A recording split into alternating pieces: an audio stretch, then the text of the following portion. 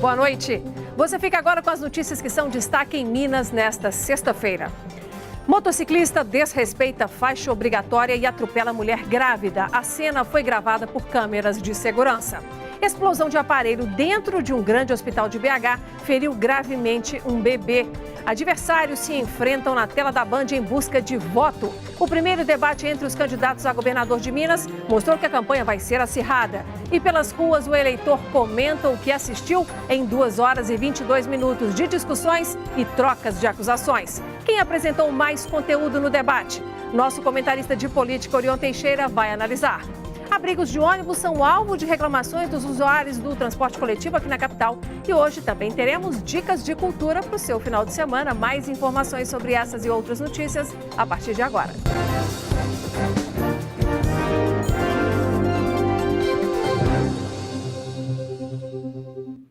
A Band Minas confirmou a tradição e realizou na noite dessa quinta-feira o primeiro debate entre os candidatos ao governo do estado na TV. 6 políticos com representação na Câmara dos Deputados ou no Senado estiveram presentes na sede do Grupo Bandeirantes e apresentaram as propostas para a gestão do estado nos próximos 4 anos. A noite foi marcada por embates e provocações.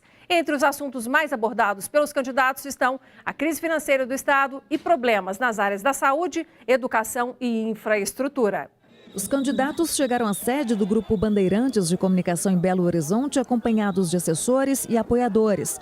Expectativa para o primeiro embate. Eu espero que seja um debate de altíssimo nível, com o enfoque todo em problema, soluções, propostas e responsabilidade. Vai trazer à tona as diferentes posições que cada candidato tem, o que vai ajudar muito nesse processo de construção da campanha. A Bandeirantes sempre é pioneira, né? O primeiro debate é sempre aqui na Band. E estamos com a expectativa positiva para apresentarmos nossas propostas e fazer um debate de alto nível. A nossa população descrente dos políticos, descrente do processo eleitoral, tem a oportunidade de ver que ainda existe fé, ainda existe esperança. A expectativa sempre é muito boa, né? Discutir Minas Gerais sempre é muito bom. Nós estamos chegando para poder levantar os problemas e apontar soluções para esse estado que está realmente naufragado no mar de lamas. Como sempre, a Band sai na frente, né? O primeiro debate é de todos e é importante para começar essa caminhada. Vai ser uma campanha muito curta, então quanto mais cedo, melhor. Dos 9 candidatos ao governo de Minas, 6 participaram de acordo com a representatividade política das coligações no Congresso. O candidato do PSB, Márcio Lacerda, aguarda a decisão do TSE após ter o nome destituído pelo Diretório Nacional do partido, que fechou acordo com o PT e apoio à reeleição de Fernando Pimentel. A tradição, a credibilidade do Grupo Bandeirantes já há décadas. Agora há uma década com o Metro incorporado nesse grupo, com o Metro contribuindo para a democracia, para a discussão, para esclarecimento dos eleitores. E hoje é o primeiro dia de campanha, o primeiro dia do debate eleitoral. Não é só uma eleição curta, mas a eleição da reflexão do eleitor. Antes de mais nada, é preciso pensar que o eleitor está mudando o comportamento.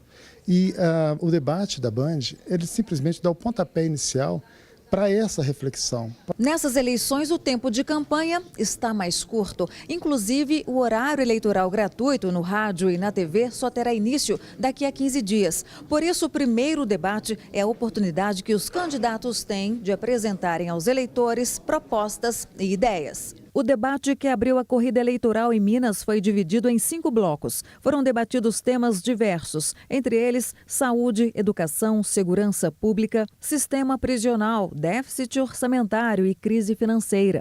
O primeiro bloco deu o tom do debate, com os candidatos fazendo perguntas entre si. A rivalidade entre PT e PSDB marcou o embate do início ao fim, com candidatos defendendo legados dos últimos anos e os demais disparando críticas a ambos. Eu queria saber por que nós tivemos um aumento em mais de 180 impostos no estado de Minas durante esses últimos anos. Não houve aumento de impostos no estado. Se tivesse havido, também seria em função do rombo de caixa que nos foi deixado pelo governo de Antônio Anastasia. É muito estranho que você dividiu, redividiu, atrasa, em especial com as aposentadas, em especial. Você já viu aí na sua casa como é que vai ser a discussão. Um coloca a culpa da gestão no governo de um, outro coloca a culpa da gestão no governo do outro. Eu lamento que o governador e um ex-governador façam a primeira parte desse debate como se fossem inimigos amarrados. São duas pessoas de bem, Fernando Pimentel e Antônia Anastasia, que infelizmente não entregaram bons resultados em suas administrações. No segundo bloco, os candidatos responderam às perguntas enviadas pelos leitores do Metro Jornal, telespectadores da TV Band Minas e ouvintes da Rádio Band News FM. O telespectador Rafael Ribeiro da Silva, de São Joaquim de Bicas, coloca o dedo em uma das principais feridas de Minas Gerais, o sistema prisional. Nós vamos melhorar as APACs, nós vamos trabalhar as APACs em todo o estado de Minas Gerais. Por que a APAC, um modelo bem sucedido, reconhecido no estado, em todo o Brasil, as APACs não funcionam de forma correta aqui em Minas Gerais? O tema desta pergunta é desemprego. Nós temos que reverter isso. E reverter como? Trazendo empresas para o estado, gerando incentivos e desburocratizando o estado de Minas Gerais. E o assunto sobre o qual o senhor vai responder serão as promessas de campanha. A crise tem a ver com a Previdência Pública, vai precisar de uma reforma profunda da Previdência Pública. Para isso, nós precisamos de uma parceria com o governo federal. Não com esse que está aí, ilegítimo, patrocinado através de um golpe de Estado. A candidata tem algum ponto específico de combate à corrupção dentro do seu plano de governo? A corrupção não é um problema localizado. Nós temos que tentar trabalhar os princípios que geram e que gestam esse tipo de corrupção e que gestam esse problema. Candidato, a sua pergunta, então, vai tratar sobre o seguinte tema: infraestrutura. Um dos pilares do que nós pensamos para o futuro de Minas Gerais é termos um pacto para retomar a grandeza de Minas Gerais. Quais as propostas que o senhor tem para o corte de gastos públicos? Um novo projeto consensual de reforma da Previdência que não penalize trabalhadores, mas resolva o problema fiscal. No intervalo entre um bloco e outro, cochicho ao pé do ouvido entre candidatos e assessores. No terceiro bloco, os candidatos responderam às perguntas de jornalistas e colunistas do Grupo Band Minas. Eu faço a pergunta à professora Dirlene Marques com o comentário do candidato Claudinei Lulim. No seu possível governo, os repasses para a Assembleia Legislativa e para o Poder Judiciário, que até então não sofreram qualquer alteração, poderão também sofrer cortes ou atrasos? O senhor acha que dá para fazer muita coisa por Minas? No quarto bloco, os candidatos voltaram a fazer perguntas entre si. O quinto e último bloco foi destinado às considerações finais. Eu vou colocar o Estado perto de você. Servidor público, eu vou te devolver mais do que o seu salário, a sua dignidade. Dona de casa, eu vou devolver a você a sua tranquilidade, que quando o seu filho sair de casa, a senhora vai ficar tranquila, porque a escola que está indo é de qualidade. Como diz Guimarães Rosa, Minas Gerais são muitas. E são muitas também as pessoas que participam do nosso partido, porque nós somos diversas, nós somos diferentes, e é exatamente por isso, por essa diversidade, que hoje nós temos aqui 6 candidatos ao governo, sendo que apenas eu como mulher.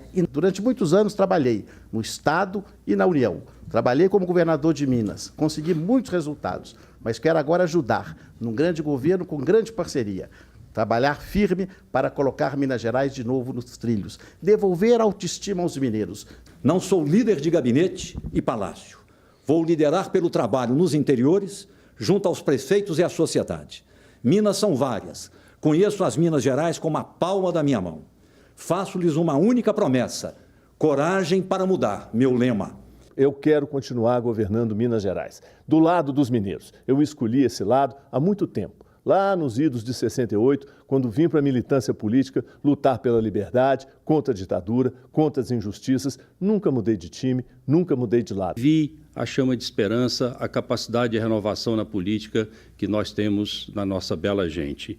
E é preciso liderar isso. E a minha experiência de empresário, gestor federal, gestor municipal, gestor estadual, eu coloco à disposição de vocês. O debate teve duração de 2 horas e 22 minutos. A gente anunciou hoje no debate, né, que agora os vices também, que às vezes nem tem tanta oportunidade assim, a gente vai trazer, eles vão fazer entrevistas ao vivo no Jornal Band Minas e matérias especiais gravadas na Rádio Band News FM. O debate foi espetacular. Mostrou para todos nós aí a visão dos candidatos e definitivamente foi o pontapé inicial das eleições. E claro, o debate aqui na TV acabou indo para as ruas e se tornando assunto obrigatório nas conversas entre amigos e familiares e também nas escolas e empresas. Ter os candidatos frente a frente é a chance para os eleitores se informarem e formarem opinião. 433 mulheres mortas no estado em 2017. Ao menos 6 pessoas são vítimas de atropelamento por dia em todo o estado. Todas as marcas lá dentro não tem lençol, não tem nem papel, gente, para cobrir. O ônibus foi incendiado por volta das 11 horas da noite de ontem. Sempre estou vindo aqui, mas não tem vaga não. Esses problemas estão sempre em pauta nos nossos jornais e muitos deles foram discutidos ontem, no primeiro debate entre os candidatos ao governo de Minas Gerais. 6 candidatos que concorrem ao Palácio da Liberdade debateram sobre vários temas de interesses aos mineiros. Para este especialista político, o debate pode ser analisado em 2 grandes blocos. Um bloco que foi caracterizado pela disputa entre os 2 principais candidatos que se apontam, na ponteira das pesquisas no momento, Antônio Anastasia e Fernando Pimentel. A estratégia de ambos foi ataque ao adversário e uma tentativa, inclusive, de desqualificação. Um segundo grande bloco tem a ver com a tentativa dos outros candidatos de se colocarem como uma terceira via. Nesse sentido, o candidato Márcio Lacerda, ex-prefeito de Belo Horizonte, tentou mostrar que tem visitado todo o estado, que conhece bem os problemas do estado. A candidata Dirlene Marques se coloca como uma representante de movimentos sociais e das mulheres. Maris Guia, ele se coloca como aquele candidato que conhece bem a gestão pública, então ele estaria acima dessas disputas. E o outro candidato, do LIM, ele mais se apresenta como uma espécie de franco atirador, sendo que qualquer situação para ele é boa, porque ele vai cacifar o seu nome por uma próxima disputa. O debate manteve o pioneirismo da Band, que há 30 anos realiza o primeiro embate entre os candidatos à presidência da República e aos governos dos estados. Para Robson, a discussão foi fundamental para o eleitor. O debate é interessante porque ele dá um start, digamos assim, na campanha eleitoral e mostra um pouco qual que é o cenário da disputa. E o cenário que foi apresentado com muita clareza no debate é mais ou menos dentro de uma perspectiva de polarização, quase que uma guerra entre PT e PSDB, uma tentativa de desqualificação do adversário, fidelização da militância de ambos os partidos e uma tentativa de os outros candidatos se apresentarem como terceira via. Nas ruas, a avaliação também foi positiva e os eleitores falaram sobre as prioridades que esperam para a próxima gestão. O que é um desafio maior é voltar com a necessidade básica de todo cidadão. Tem que ter em mente exatamente escutar o que a população está procurando, está pedindo e seguir em frente com um bom trabalho e com honestidade, que eu acho que é o que mais falta. As prioridades são as mesmas: saúde, educação, segurança, despoluição dessa lagoa maravilhosa que nós temos aqui, que eu frequento há muitos anos, e eu fico triste em estar por aqui e ver a situação que encontra essa nossa lagoa. Este economista lembra que o cenário não é dos melhores. Para ele, um dos principais desafios vai ser a retomada com o mercado internacional. Quando os preços caem por fatores externos, a renda tende a cair, a capacidade de gerar renda a partir desse setor tende a cair. Inúmeras tarefas, desafios e muito trabalho. O próximo governador ou governadora não vai ter vida fácil. Por isso, é extremamente importante conhecer e escolher bem o seu candidato.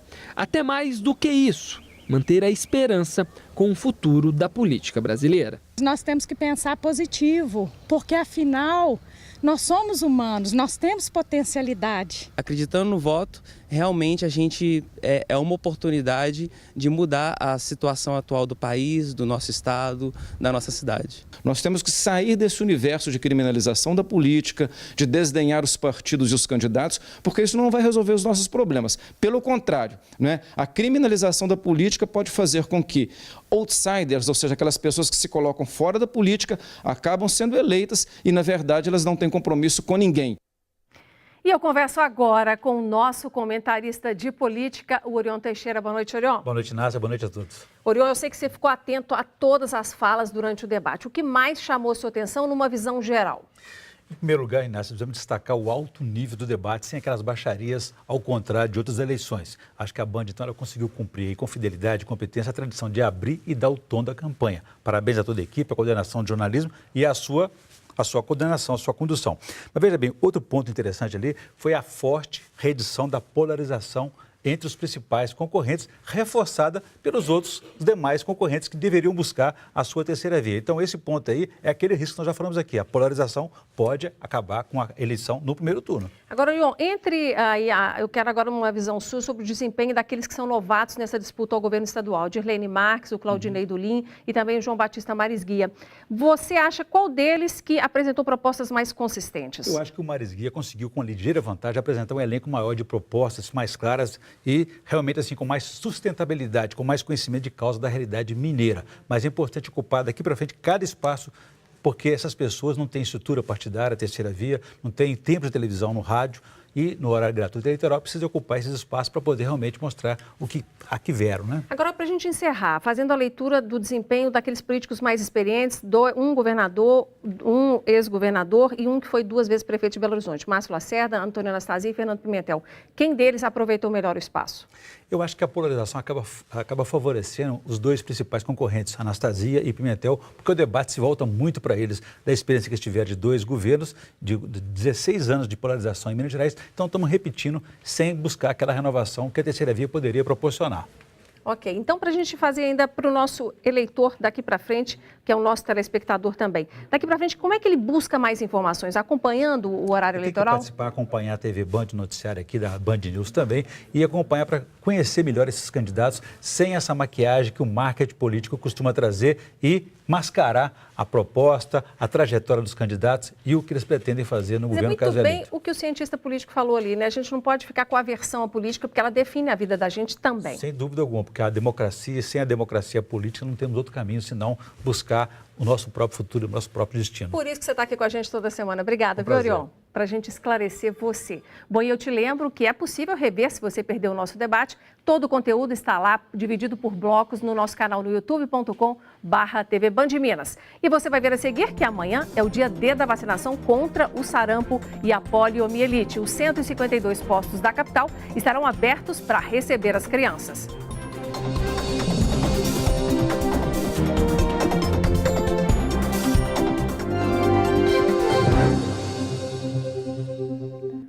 Quem usa o transporte coletivo em Belo Horizonte tem reclamado dos estragos em alguns abrigos de ônibus. Entre os cerca de 2.600 pontos com abrigos, há pelo menos 13% precisando muito de manutenção. Alguns vão estragando com o tempo, é fato, mas muitos são alvo de vândalos.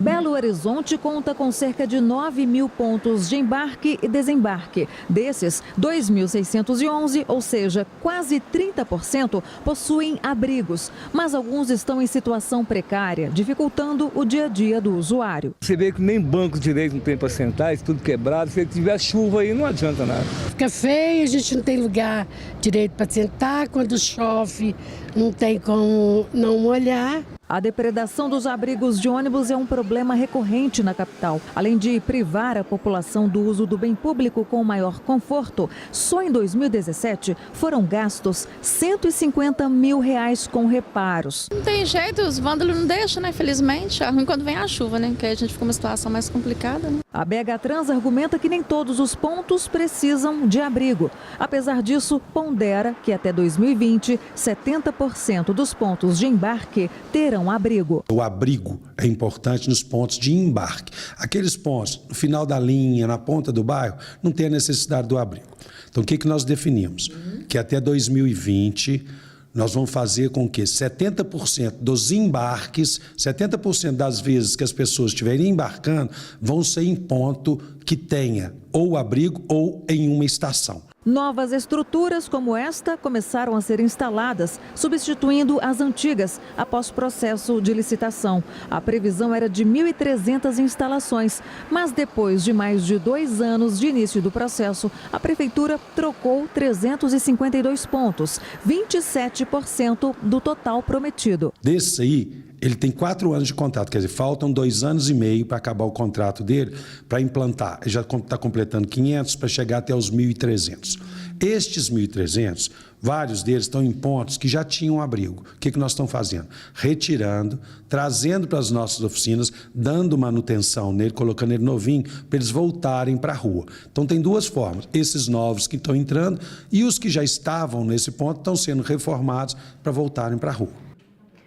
Uma gestante foi atropelada por um motociclista embriagado em Barbacena, na região central de Minas Gerais. A vítima estava atravessando a rua na faixa de pedestre quando o acidente aconteceu. Nós vamos conversar agora ao vivo com a repórter Luciana Viana, que tem as informações. Boa noite, Luciana. Boa noite, Nácia. Boa noite a todos. Segue internada a mulher de 22 anos, grávida de 8 meses, atropelada, portanto, em Barbacena, região central do estado, a 170 quilômetros aqui de Belo Horizonte. O acidente aconteceu quando o motorista de um veículo parou na via para que a mulher atravessasse na faixa de pedestre. Mas um motociclista ultrapassou o veículo pela direita e acabou acertando a mulher em cheio. A moto foi parar em cima do passeio e por pouco não acertou outras pessoas que estavam ali esperando o ônibus. O homem, de 30 anos, Inácia, ele foi preso em flagrante. Estava bêbado, não tem carteira de habilitação e a moto estava sem licenciamento. Luciana, eu quero ver outro assunto com você, que é sobre a explosão de um aparelho dentro de um grande hospital aqui da capital, que feriu gravemente um bebê e ainda não tem uma causa definida. Primeiro, eu queria que você resgatasse essa história para a gente, depois que você nos explicasse, por favor, o que é aí, o que foi constatado na primeira análise técnica. Bom, Inácia, o bebê, não é, de 1 aninho, uma menina. Essa criança era submetida há uma semana a uma cirurgia para a retirada de um cisto perto do olho. Quando então o equipamento cirúrgico explodiu, Inácia, queimando o rosto e parte do peito da menina. Ela já passou por 3 cirurgias em uma semana, segue internada no Hospital de Pronto-Socorro João 23, que é referência, não é, em queimaduras aqui no estado. Em nota, o Hospital da Baleia, que fica na região leste de Belo Horizonte, afirmou que o equipamento cirúrgico passou por uma perícia técnica, mas nenhuma falha foi apontada não e que a manutenção do aparelho estava em dia. Mas as investigações continuam para apontar o que causou a explosão desse aparelho, viu, Inácia? Com certeza, Luciana, a gente ainda vai voltar a falar desse assunto, porque é um caso sério, a gente tem que saber o que aconteceu. Tomara que a criança se recupere. Obrigada, viu, Luciana? Boa noite. Bom, gente, e agora um alerta para os pais. 84% das crianças que precisam ser imunizadas contra sarampo e poliomielite aqui em BH ainda não receberam a vacina. A campanha de multivacinação ocorre em todos os postos de saúde da capital, isso até o dia 31 de agosto. Os pais ou responsáveis que ainda não levaram as crianças podem aproveitar amanhã, sábado, que será o dia D da vacinação, porque todos os 152 postos da capital estarão abertos. E ontem à noite, uma mulher foi presa por maltratar o filho no metrô, no bairro Camargos, em Contagem, aqui na Grande BH. Testemunhas afirmaram que a mulher agredia a criança e havia batido a cabeça dela em uma catraca. Segundo a PM, Milena Maria Silva, de 38 anos, aparentava estar bêbada. Quando os agentes tentaram segurá-la, ela deu chutes e socos. A criança foi encaminhada para o Conselho Tutelar e a mãe para a Delegacia de Plantão de Contagem. E depois do intervalo, tem as dicas da nossa agenda cultural para você programar o seu fim de semana.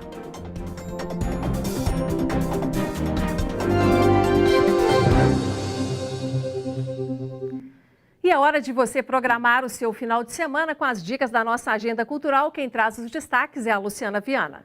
Diversão em família, com pool, leitão, ló e tigrão, que saem do bosque e vão para a cidade na estreia de Christopher Robin, um reencontro inesquecível. Aquele garoto que adorava embarcar em aventuras ao lado do ursinho Pooh e os animais do bosque, agora é um homem de negócios, cresceu e perdeu o rumo da vida. Mas os amigos da infância decidem vir para o mundo real e ajudá-lo a se lembrar que aquele amável e divertido menino ainda existe em algum lugar dentro dele. E tem ação, crime e suspense em O Protetor 2. A história de um agente aposentado que ajuda pessoas em perigo. Até onde ele vai por alguém que ele ama? Na telona. Na arte, a mostra itinerante Museu do Futebol na Área estreia aqui em BH e discute o papel do esporte na história e memória brasileira. Entre as atrações, um módulo que permite ao visitante utilizar mesas de futebol de botão, totó e um campo com uma bola virtual. No CCBB, Praça da Liberdade, a entrada é de graça. O Sesc Palladium recebe os sucessos dos mais de 50 anos da boa música brasileira com MPB4 nesta sexta-feira. E ainda tem um tributo ao rei do pop, Michael Jackson, com 16 integrantes entre músicos e bailarinos e mais de 60 trocas de figurino. Espetacular! Programe-se, divirta-se! E a edição deste sábado do programa DNA com o apresentador Paulo Navarro vai mostrar os melhores momentos do debate com os candidatos ao governo do estado, que foi realizado pela TV Band Minas na noite de ontem, na noite dessa quinta-feira. Oportunidade para você rever as propostas e o perfil dos candidatos. Não perca, é amanhã às 6:50 da noite. E se você quiser aproveitar e fazer um contato conosco, uma denúncia, nos enviar vídeos ou fotos daqueles assuntos que andam tirando o seu sono, use o nosso Bandzap, que é o 3199 772 7663. Nosso jornal fica por aqui. Desejamos que você tenha um ótimo sábado e domingo. Segunda-feira estaremos de volta. Até lá e boa noite.